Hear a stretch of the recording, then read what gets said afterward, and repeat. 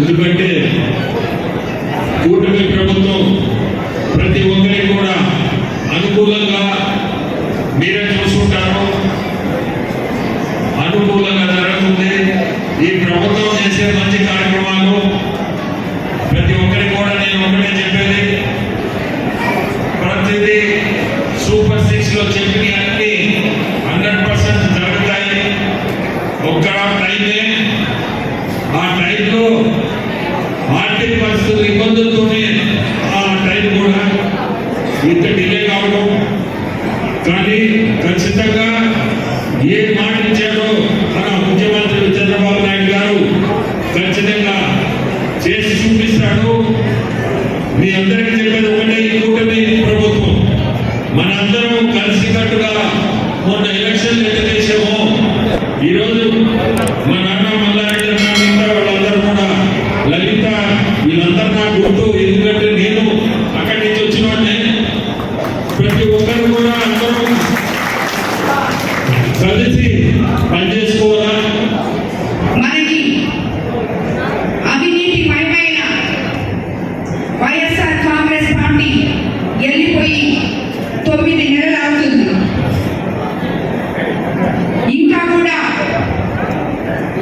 వాళ్ళు 9 నెలలైనా కూడా మేమేం అవినీతి చేయలేదు, మేము చాలా బుద్ధిమంతులం, మేము చాలా మంచోళ్ళం అని చెప్పుకుంటూ తిరుగుతున్న ఈ సోకాల్ వైఎస్ఆర్సీపీ నాయకులు బాధలు తట్టుకోలేక ఇంకా కూడా కురు వృద్ధులైన మన మల్లారెడ్డన్న, ఇంకో మల్లారెడ్డన్న, అదే 9వ వార్డు కౌన్సిలర్ ఎర్రపల్లి శివకుమార్ రెడ్డన్న, అలాగే కోటమిరెడ్డి లలితారెడ్డి, శ్రీకాంత్ రెడ్డి, షేక్ దశగిరి, అదేవిధంగా చెన్నారెడ్డి శ్రీనివాసన్న, నరసింహులన్న, ఇలా వాళ్ళతోటి ఎంతో మంది కార్యకర్తలు ఈ రోజు కూటమి ప్రభుత్వాన్ని మెచ్చి తెలుగుదేశం పార్టీలో జాయిన్ అవ్వడం నిజంగా వాళ్ళందరికీ కూడా ధన్యవాదాలు తెలుపుకుంటున్నాను. ఇప్పటికన్నా నిజం తెలుసుకొని మా పార్టీలోకి వచ్చి చేరేందుకు మీకు అందరికీ నమస్కారాలన్నా.